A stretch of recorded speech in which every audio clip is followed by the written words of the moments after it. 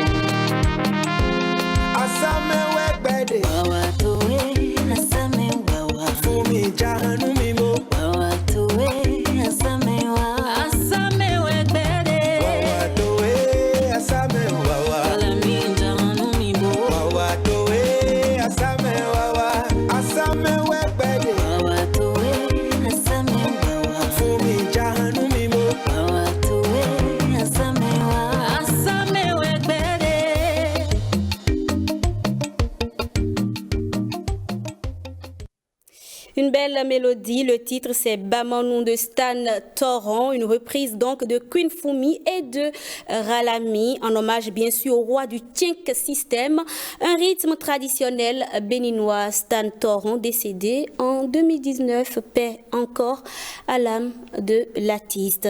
Alors après cette dose de mélodie, on va parler à présent de technologie numérique à travers coaching numérique.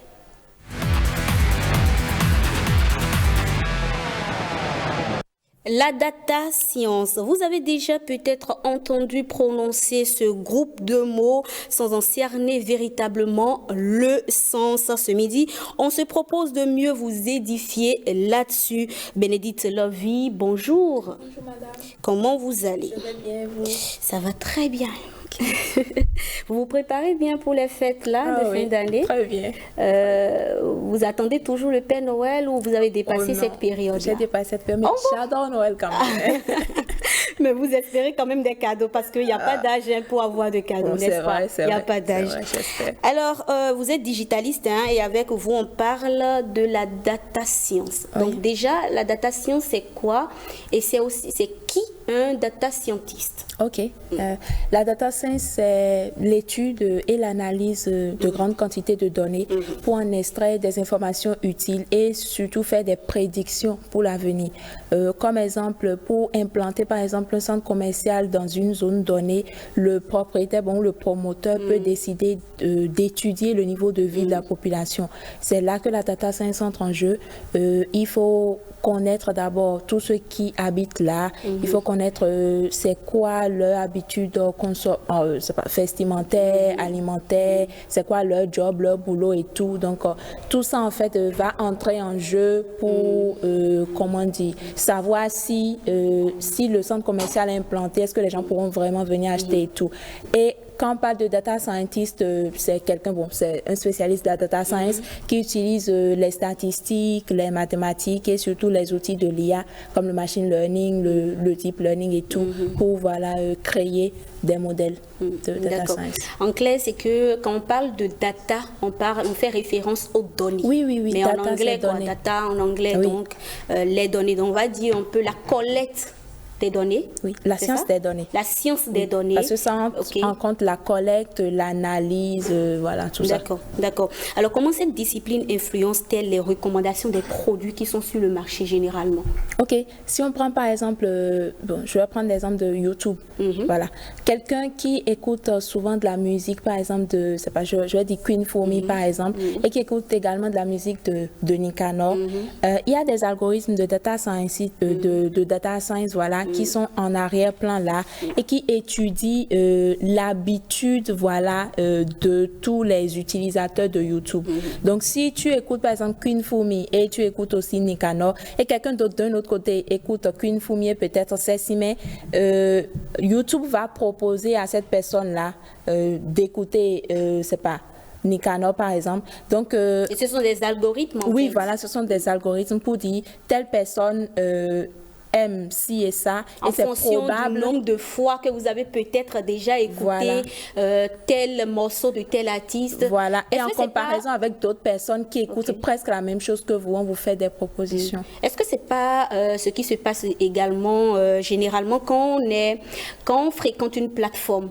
Et on a pour habitude, je prends la plateforme TikTok. Quand par exemple vous avez pour habitude de tout le temps liker des vidéos de nourriture, l'algorithme retient et va vous proposer à chaque fois des recettes. Tout ça, exactement, c'est ça. C'est de la data science. D'accord. C'est pour améliorer surtout l'expérience client. Ok. Voilà. D'accord. Mais comment on devient data scientist? Pour devenir data scientist, c'est simple, il faut faire des études de data science. Ok, d'accord. Alors, à quel moment peut-on faire appel à un data scientist? On peut faire appel à un data scientist à tout moment, surtout quand on a besoin, surtout pour ceux qui vendent par exemple, pour augmenter surtout le chiffre d'affaires. Je prends l'exemple d'un magasin, ils ont l'habitude de vendre beaucoup de choses et ils veulent, augmenter leur chiffre d'affaires surtout. Ils peuvent faire appel à un data scientist et dire, on veut analyser le comportement de nos clients. Alors, ils vont donner à ce data scientist-là toutes les informations qu'ils ont sur leurs consommateurs depuis, par exemple, 2 ans.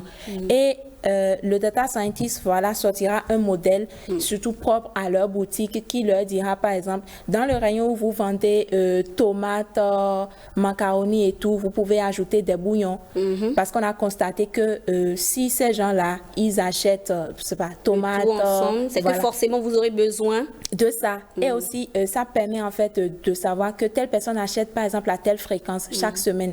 Donc il viendra la semaine prochaine et il peut manquer, je ne sais pas, peut-être de la salade, donc il faut en ajouter. Donc voilà, pour faire n'importe quel travail, surtout on peut faire appel à un data scientist. Même vous en journalisme, si vous publiez surtout des articles, des vidéos et tout, vous pouvez voir, avec vos yeux humains, vous pouvez voir généralement ce que les gens aiment le plus. Mais pour des études plus approfondies, pour avoir beaucoup plus de visibilité, vous avez besoin d'un data scientist qui va voir un peu tout ce que vous avez comme données, voir les likes sur les vidéos, voir surtout les commentaires, voir les types de personnes qui likent et tout. Elle va vous faire des propositions et voilà, il y aura un boom.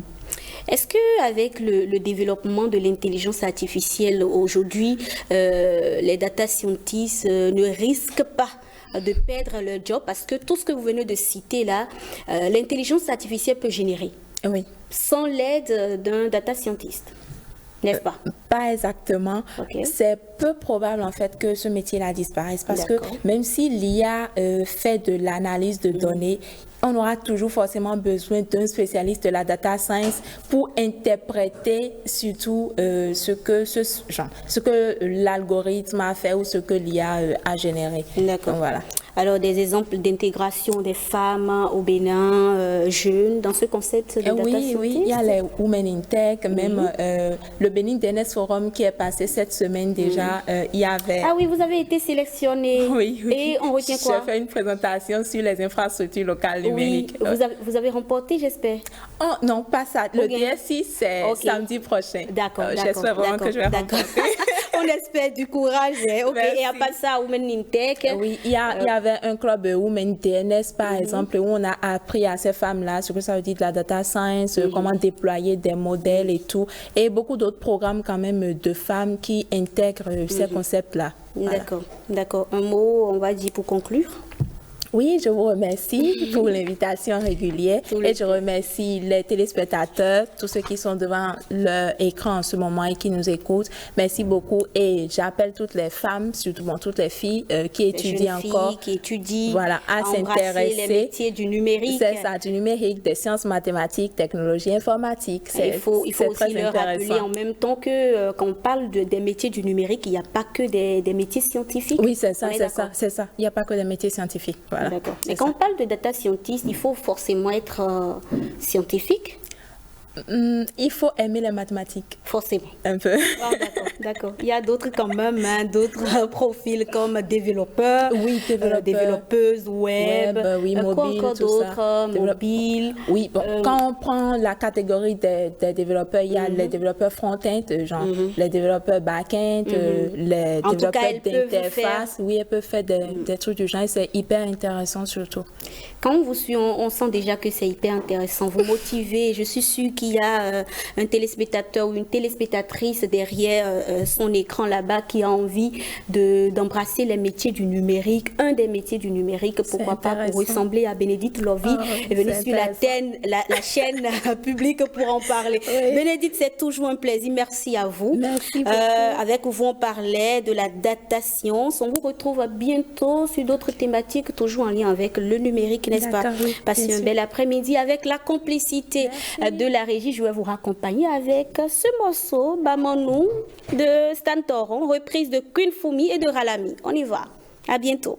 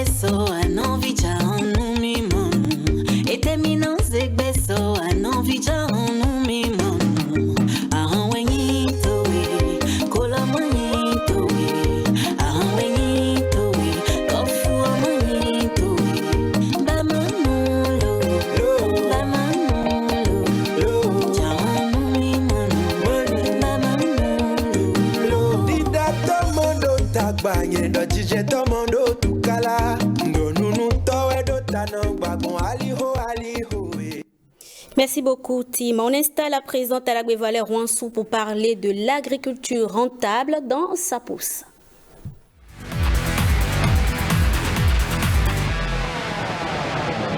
Talagwe Valais Rouansou, bonjour. Bonjour Rebecca, bonjour chers amis téléspectateurs. Comment vous allez? Ça va? La préparation des fêtes de fin d'année, comment ça se déroule de votre côté? On est en train de travailler là-dessus et en même temps profiter de l'occasion pour former gratuitement les jeunes béninois à s'intéresser à l'agriculture. Ok. Voilà. D'accord. Vous fêtez où?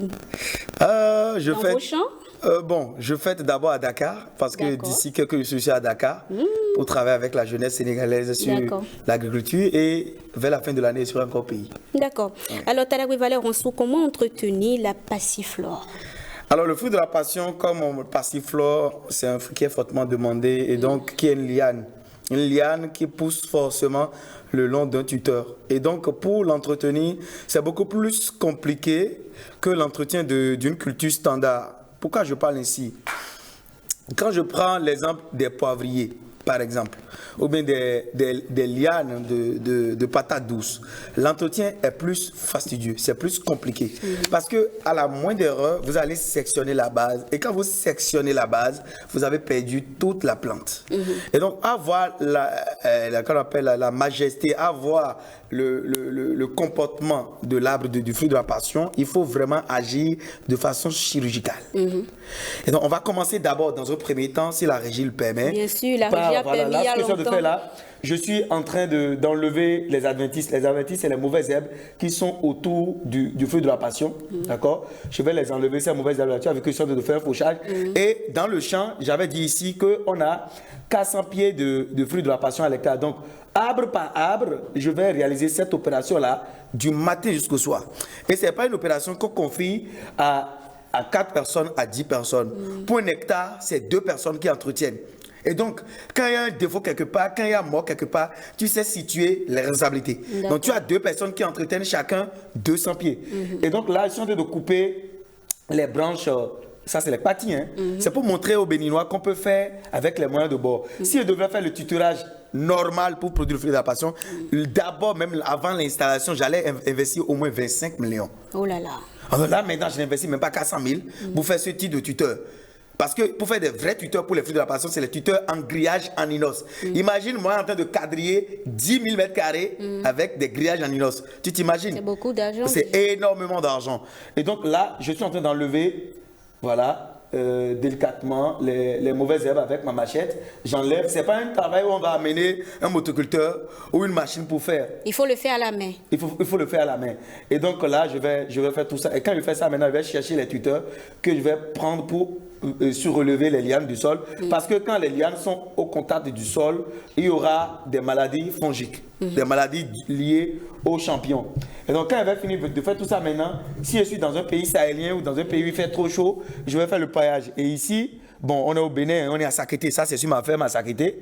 Et là, je n'ai pas besoin de faire un paillage. Tu as vu que le sol est encore très humide. Et là, bientôt, je vais faire le fauchage général de tout le champ et installer un système d'irrigation par banque perforée. Et là, je fais cette montée de sable tout autour des placiflores pour piéger l'eau de pluie qui va tomber. Comme je n'ai pas encore installé le système d'irrigation, je vais piéger l'eau de pluie qui va tomber au collet des passiflores. C'est pour ça que je fais cette montée circulaire de sable tout autour de chaque arbre. Et donc tu vas constater, Rebecca, que ce n'est pas un travail d'enfant. Ça ne génère pas beaucoup de millions par hasard ou bien par facilité. Il faut consacrer au moins une demi-heure de 20 minutes à 30 minutes par arbre pour traiter un seul passiflore. Et ça, c'est le cas seulement de l'entretien des herbages. Maintenant, si les lianes débordent, il faut les tailler, il faut les réorienter. En fait, c'est comme des femmes. Il faut les entretenir pour en profiter. C'est comme les femmes, il faut les entretenir pour en profiter. Et quand vous le dites, me regardez. Ah bon? Voilà, je ne te regarde pas. Pourquoi il va te regarder? Il faut laisser ça là. Pourquoi il va te regarder? Okay. Tu veux dire que tu es entretenu ou quoi? C'est pas à toi de te qualifier. Tu vas te laisser, on va te qualifier, sinon on va te casser. C'est bon. Voilà, c'est un peu ça. Ok, alors est-ce qu'il y a des régions spécifiques ici au Bénin où il faut faire cette culture-là? Vous avez parlé de Sakété, à pas Sakété? Les zones à privilégier, c'est les zones de terre de bar. D'accord. Donc là où il y a Sakété, Avranco, Misrété, Calavi, Cotonou, tout ça là, et à Lada, jusqu'à hauteur du Zou. D'accord. Maintenant, je dis ça pourquoi? Parce que en saison sèche, je vois le fruit de la passion supporter très mal la matin au nord. Au nord, on peut le faire. Hein? On peut le faire, mais il faut vraiment forcément irriguer. Il faut forcément irriguer. D'accord. Voilà. Tarawe Valère Onsou, merci. On vous retrouve donc le lundi prochain pour aborder d'autres thématiques dans le secteur agricole. Toujours, n'est-ce pas? Bien sûr. Vous connaissez Stan Tormo, n'est-ce pas? Ah oui, c'est un baobab. Ok, vous connaissez son titre là, Bamandou? Oui, je connais très bien. Ça signifie quoi? Il faut me donner, je vais boire. D'accord. À votre santé, donc, en complicité avec Timothée, je vous raccompagne. En même temps, Tarawe Valère Onsou, bel après-midi à vous. À tout à l'heure.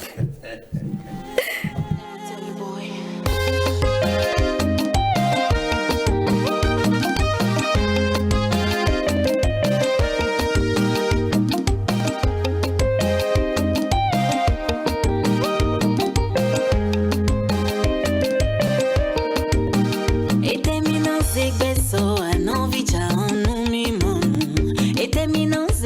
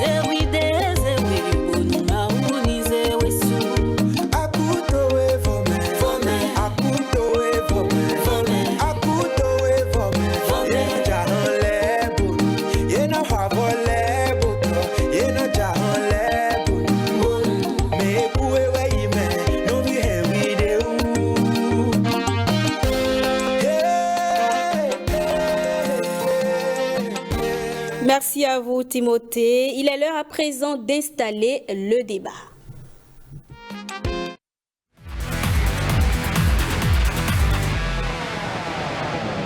Dans un quotidien agité, ce moment de cœur à cœur est une proposition faite au couple de prendre du temps pour se retrouver en tête-à-tête. Mais ce tête-à-tête doit intervenir à quel moment précisément? Est-ce en fin d'année en cours ou au démarrage de la nouvelle année? On en parle ce midi avec mes invités en plateau, donc Simplice Dossou. Vous êtes écrivain. Simplice, bonjour. Bonjour Madame Rebecca. J'espère que vous allez bien. Je vais très bien. À vos côtés, Joanne Kenom-Fanou, elle est aussi écrivaine et coach matrimonial. Joanne, bonjour. Bonjour. Comment vous allez? Ça va. Et en face de vous, madame, monsieur, Fenou Apovo. Fenou, bonjour. Bonjour. Elle est conseillère matrimoniale avec cette réponse, on va dire un peu timide. On va penser, pour ceux qui sont en train de la retrouver pour la première fois, ils vont penser que madame Apovo est timide, mais non. Elle n'est pas du tout timide. Comment vous allez, madame Apovo? Ça va très Ça fait un moment. vraiment. À côté de vous, Eddie Camille Koto, il est psychopédagogue et enseignant. Comment vous allez? Ça va bien, madame. Un Bonjour à toutes et plaisir. à tous. Un plaisir. partagé. Un plaisir de vous avoir tous sur ce plateau. Merci beaucoup à vous. Alors déjà, pour commencer, qu'est-ce qu'un couple? Madame Fan. Qu'est-ce qu'un couple? Elle était surprise. Qu'est-ce qu'un couple?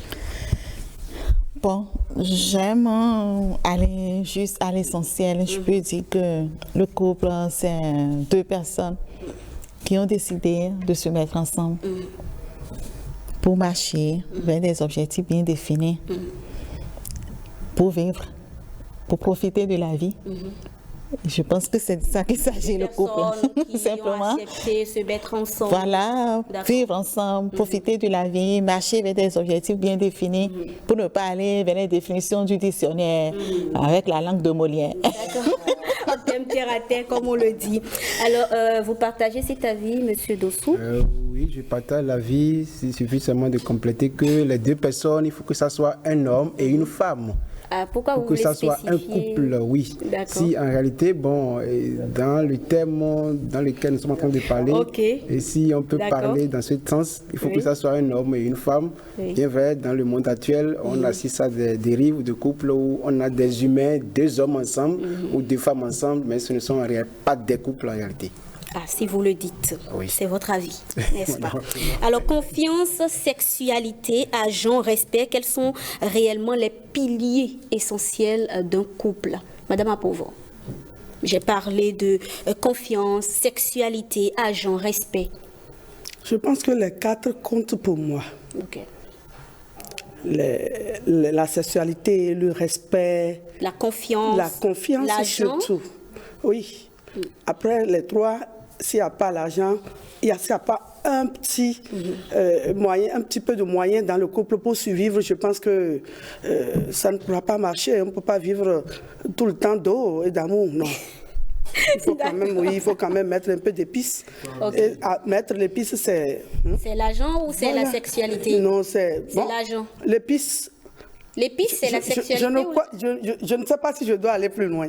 Sinon, l'épice, c'est au niveau de l'argent et au niveau de la sexualité. Les deux. Oui, au niveau de la sexualité, je pense que c'est plus épicé. D'accord. L'argent, c'est... Voilà, l'argent, c'est l'épice, tout ce qu'il y a autour pour que ça puisse aller bien, quoi. Monsieur Koto, votre avis sur la question? Merci. Je voudrais revenir, si vous permettez. Sur la définition du couple? Bon, pas la définition, mais juste un complément. D'accord. Au regard de la loi 2002-7, portant cause des personnes et de la famille, telle que modifiée par celle de 2021-13, le couple se reconnaît aussi par deux personnes, comme madame l'a dit, qui se retrouvent ensemble, qui décident de faire chemin, mais deux personnes l'homme et la femme qui ont déjà la majorité absolue reconnue au Bénin, c'est-à-dire 18 ans.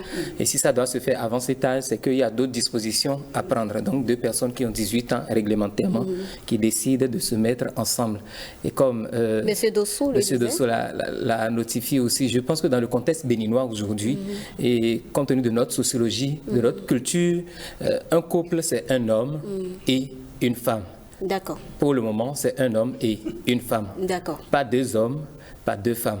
D'accord. J'allais revenir sur votre question. Oui. Confiance, sexualité, oui, agent, quel est le pilier? Le départ de tout projet humain se base sur la confiance. On ne peut faire chemin ensemble si l'on a confiance l'un dans l'autre. Ensuite, la sexualité, je trouve qu'elle est aussi au cœur de tout processus sentimental, émotionnel, relationnel. Et c'est déjà un besoin physiologique humain. Qu'on le veuille ou pas, ça se ressent à partir d'un certain âge, à partir de la période de la préadolescence. Les caractères sexuels secondaires commencent par apparaître chez la jeune fille et chez le jeune garçon avec un certain nombre de transformations.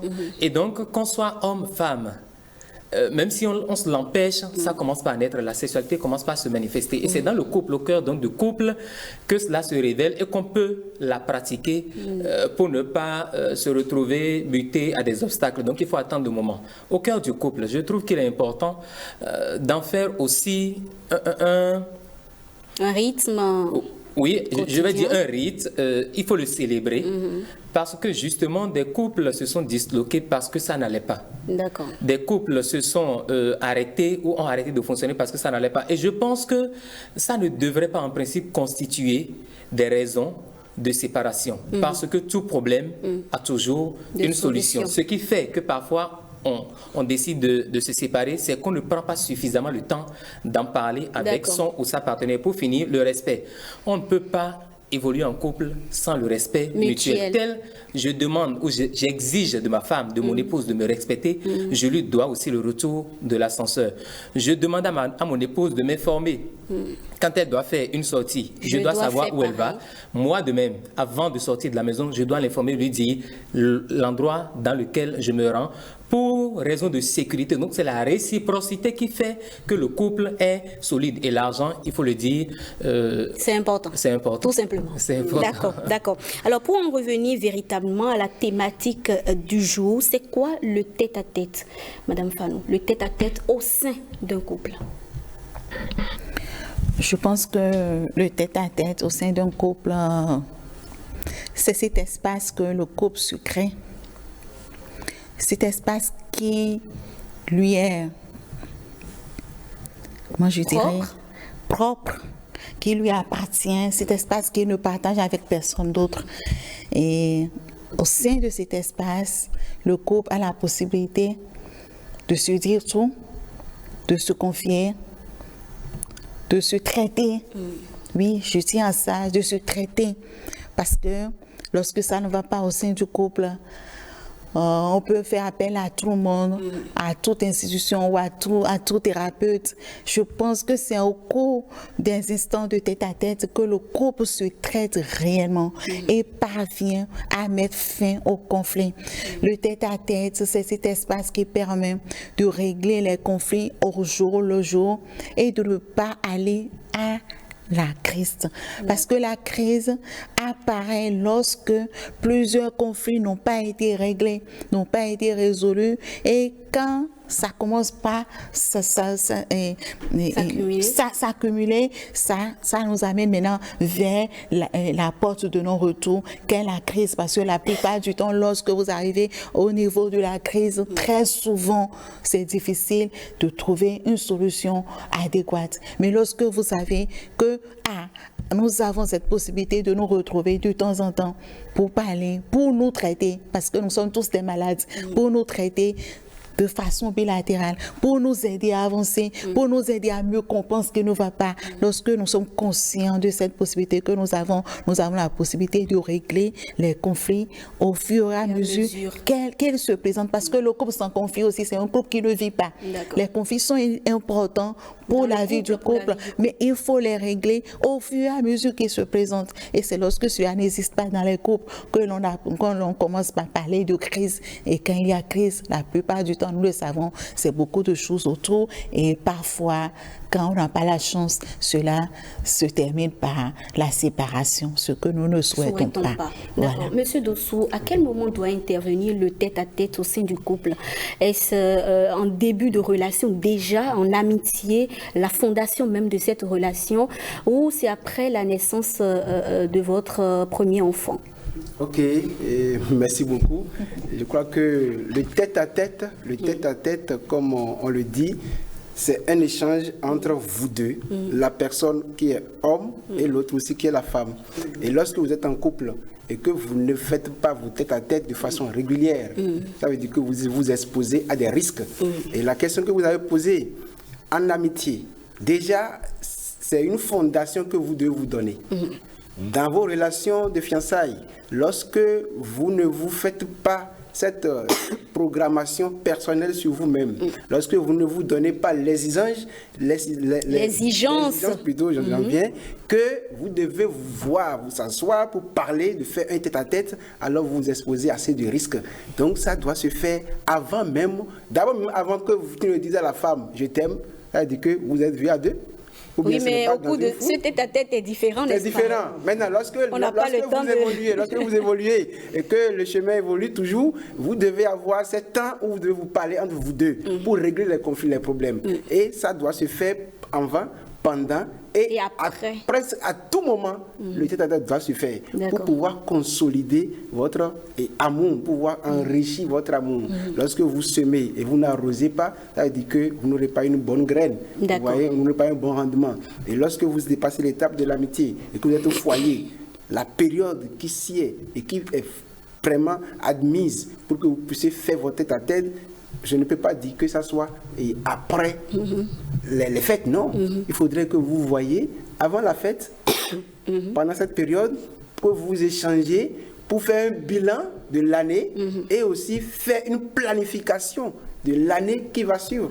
Et tout ça là se fait sur beaucoup de plans. Le plan spirituel, le plan physique, le plan matériel, le plan financier, assez de plans. Merci. Tel que si vous ne le faites pas, ça veut dire qu'il y aura des crises dans le foyer. Merci, Monsieur Dossou. Madame Apovo, Monsieur Dossou le disait à l'instant, le tête-à-tête doit intervenir, enfin pas quotidiennement, mais fréquemment, n'est-ce pas?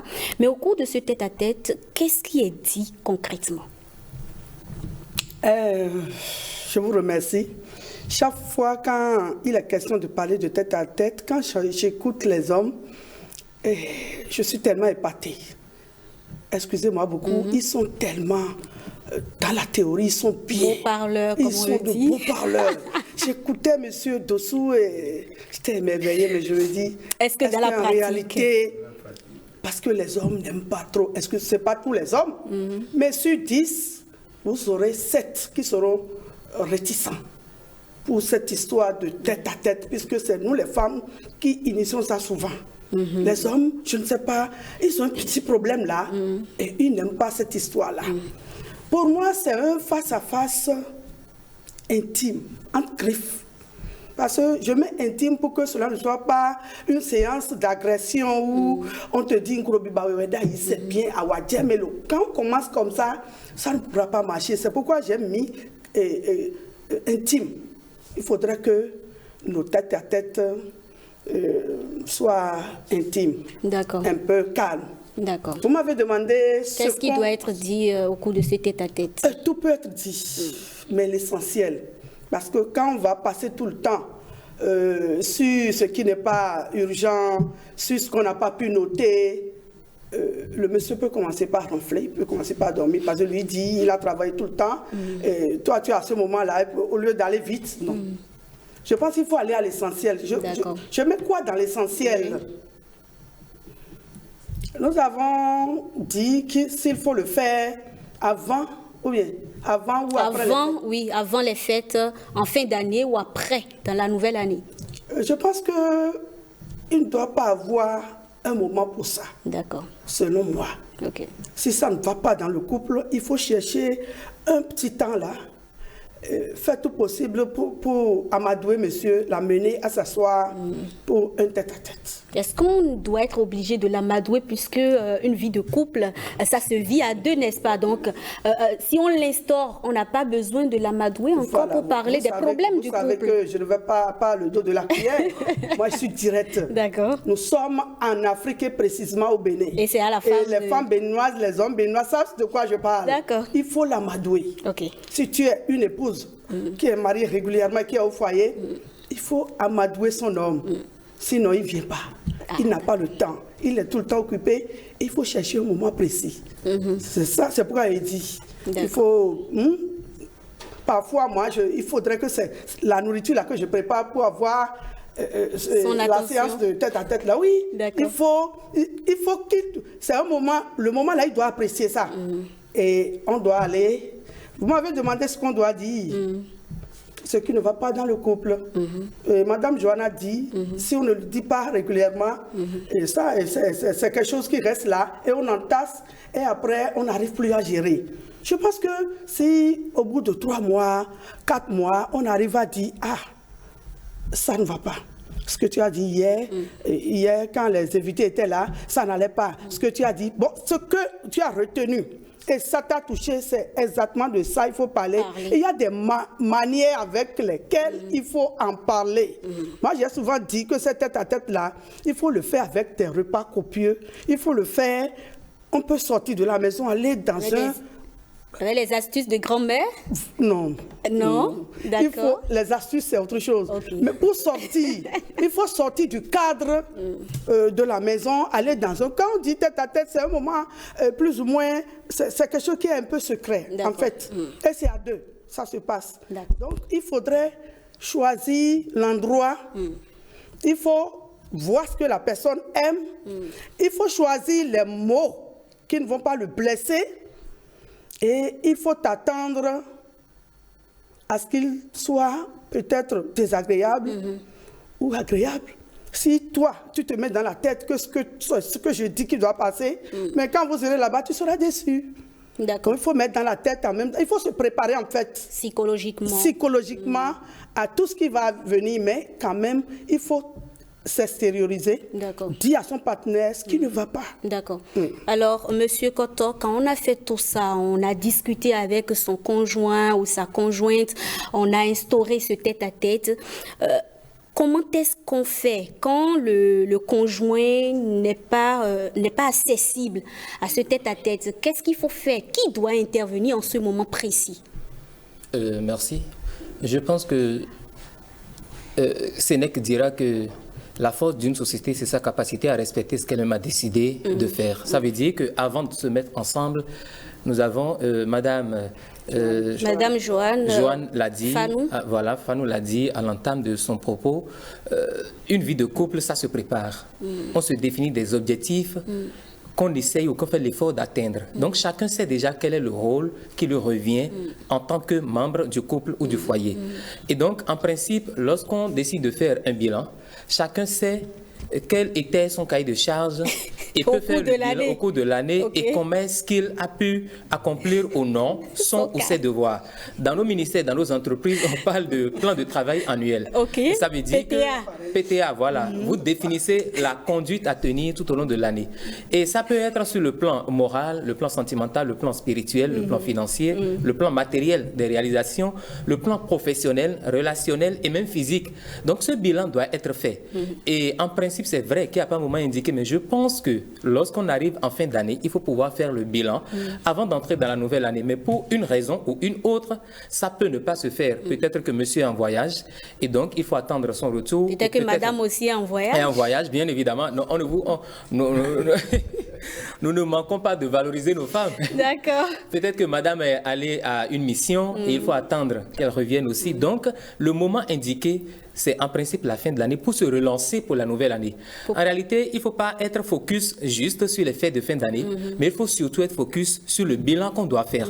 Parce que sans entretenir le couple, ça ne peut pas marcher. Et comme je l'ai dit, pourquoi est-ce que dans les organismes, dans les entreprises, dans les sociétés, on fait le bilan en décembre et pourquoi pas dans nos couples, alors que c'est l'ensemble des couples dans leur bon fonctionnement qui permettent aussi à la société de prospérer.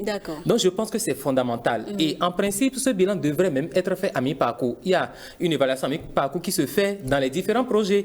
Donc à 3 mois, par exemple, on peut dire chaque 3 mois, nous décidons, c'est vrai, Madame Apovola dit, pour les hommes, ce n'est pas automatique. C'est souvent difficile pour nous autres de nous asseoir et de dire, voilà, on fait le bilan. Je le reconnais, mais c'est important. Parce que parfois, il y a des problèmes, des petits problèmes qu'on peut gérer en une poignée de discussions, mais on les laisse pourrir, s'empirer, et puis ça devient une crise comme Madame l'a rappelé. Je pense qu'il faut déjà se donner cette ligne de conduite. Et puis vous avez dit, lorsqu'on s'assoit et que ça ne marche pas, comment on fait? Enfin, lorsqu'on vient en parler que l'un des conjoints n'est pas accessible, qui doit intervenir? C'est d'abord soi-même qui intervient. D'accord. Avant de faire appel à un parent, un parrain, un témoin, parce que pour les couples mariés, ils ont eu forcément des témoins de mariage. Avant de faire appel à une personne extérieure, c'est qu'on a essayé d'abord de tout faire. On a tout essayé. Et puis quand on sent soi-même qu'on a tout essayé, on le sait. C'est que jusque là où j'ai tiré, non, j'ai puisé toutes mes énergies et ça n'a pas marché. Mais je pense que quelqu'un a dit, ce n'est pas faux, quand nous on faisait notre cheminement pour le mariage, la personne qui nous suivait a dit, je vais vous donner un conseil. En couple, nous judo et des bourreaux, il a expliqué, il faut pouvoir faire des concessions et des compromis pour que le couple survive. Donc, il ne faut pas tenir rigueur ou tenir mordicus sur certaines situations. Et même, parfois, quand la crise intervient, c'est quand on sent que tel m'a fait tel et je ne peux pas tolérer ou personne ne peut tolérer, on dit on va... Non, on dit qu'on se met ensemble pour le meilleur et pour le pire. Donc, même quand le pire arrive, il faut avoir le mental très fort pour supporter d'abord et corriger l'autre. Et pour finir, je vais dire, quand vous mettez ensemble, Dieu ne met pas 2 personnes ensemble pour une belle vie forcément, pour une vie rose tout le long du parcours. C'est ce qu'on croit quand on n'est pas à l'intérieur. Quand vous vous mettez ensemble avec quelqu'un, c'est pour faire améliorer cette personne, c'est pour lui permettre de devenir une meilleure version d'elle-même. Donc quand ça ne va pas, il faut pouvoir aider l'autre à partir d'un état inférieur à un état supérieur. Merci, merci. Alors un dernier tour de table en guise de conseil en même temps à l'endroit des couples. On va commencer par Madame Fanou, rapidement. Je voudrais que nous ne parlions pas essentiellement du tête-à-tête en mettant en exergue les problèmes dans le couple. En fait, le tête-à-tête, c'est également un espace que nous nous offrons en couple qui nous permet de parler des belles choses, de bonnes choses. Le tête-à-tête devrait être normalement un moment de célébration du couple. Comme je le disais, c'est la célébration de nous deux. D'abord, lorsque nous disons que les gens n'aiment pas le tête-à-tête, mais les hommes n'aiment pas le tête-à-tête, c'est parce que la plupart du temps, le tête-à-tête se ressemble un peu à un espace de tribunal. Un procès. Voilà, un procès. Et puis, la plupart du temps, c'est un peu comme si, quand la femme dit, il faut qu'on se parle. Il faut qu'on se parle. Dès que la femme commence par dire ça, l'homme commence par se sentir mal parce qu'il se dit, mais elle est Yanné, voilà encore. Donc, il faut que le tête-à-tête soit également des moments de célébration. Et ensuite, c'est des moments qui nous permettent de mettre fin au conflit pour pouvoir bénéficier du couple et de l'amour qui nous a unis. Merci beaucoup. Monsieur Dosso, très rapidement. Oui, très rapidement. Je voudrais notifier que en réalité, la langue dans laquelle la signification de l'amour est véhiculée, que moi j'admets, c'est souvent le fond. L'odeur de l'autre, il faut accepter. L'odeur de l'autre, là, il faut accepter. Donc, lorsque vous êtes en couple, l'odeur viendra chaque jour. Il faut l'accepter en souriant. L'odeur viendra toutes les secondes. Il faut l'accepter en souriant. Vous voyez? Et au-delà, il tête à tête, comme l'a dit Madame Apovo, pardon, et Madame Fanou, tête à tête, il faut que ça soit découlé encore sur des jambes à jambes de cuisse à cuisse. Oui, parce que c'est de ça qu'il faille pour pouvoir consolider tout. Lorsque le couple se dit en lui, il y a un problème de tête à tête et qu'on s'assied pour parler et que ça finit toujours par, comment on appelle, une continuité de notre intimité, ça montre que chaque fois qu'il aura un problème, il aura la finalité qui sera continuité de notre intimité. Merci. Vous voyez? Avec ça, le foyer sera toujours solide et puis enrichi. Merci, monsieur Dossou. Rapidement, madame Approvo. Rapidement, je conseille surtout aux couples de ne jamais négliger ces moments de tête à tête. Il m'a volé déjà ce que j'ai voulu dire. Il faudra, quand j'ai demandé au couple de sortir du cadre de la maison, c'est pour que ça se termine par des parties de jambes en l'air. C'est ce que j'ai voulu. Il m'a volé déjà ce que j'ai voulu dire. Monsieur Koto, rapidement. Que ça soit une célébration, comme l'a dit Madame Joanne. Nos tête à tête doivent finir par une célébration, ça doit finir par des moments de souvenir. D'accord. C'est très important. Merci. Monsieur Koto, rapidement, s'il vous plaît. La famille dira en son article 153 que les époux s'obligent à une communauté de vie. Ils se doivent respect, secours et assistance. Et le 155, les époux assurent ensemble la direction morale et matérielle de la famille. Ils pourvoient l'éducation des enfants et préparent leur avenir. Ça implique que ça doit se préparer. Et quand on fait le bilan, il faut parler de ce qui a marché, mais surtout de ce qui n'a pas marché et corriger ce qui n'a pas marché pour que ça puisse à l'avenir marcher. Et comme on l'a dit, il faut solidifier les liens. Quand on décide de faire un tête-à-tête, il faut davantage consentir aussi des sacrifices parce que la vie n'est pas toujours rose quand on se retrouve en couple. Merci monsieur Koto. Merci à vous, chers amis, pour ce moment de partage. Le tête-à-tête au sein du couple, avant ou après la nouvelle année, eh bien, c'était la thématique. On retient donc qu'il n'y a pas véritablement de moment propice pour un tête-à-tête au sein du couple. Chaque couple peut également définir son rythme de tête-à-tête. Toute l'équipe de réalisation du RDVM vous remercie, chers amis téléspectateurs, pour votre fidélité à cette émission, votre émission, le rendez-vous de midi. Prochain rendez-vous demain à 12h. Bye bye.